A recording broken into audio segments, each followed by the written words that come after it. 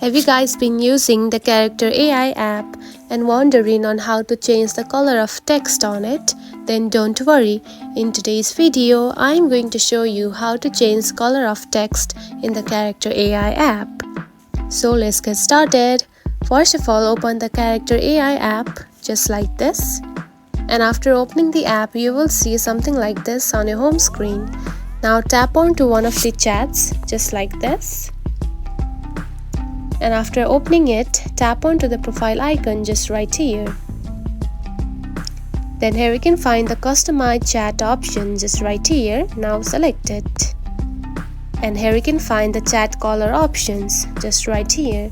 Now simply tap on to one that you want to add, just like this. And now here is the thing, to change the color of the text, you need to subscribe to the Character AI. Now tap on to subscribe for just right here. And by doing this and buying it, you can change the color of text in the Character AI app. And only after purchasing it, you can change the color of text in the Character AI app. If you found this video helpful, don't forget to like and subscribe for more tips.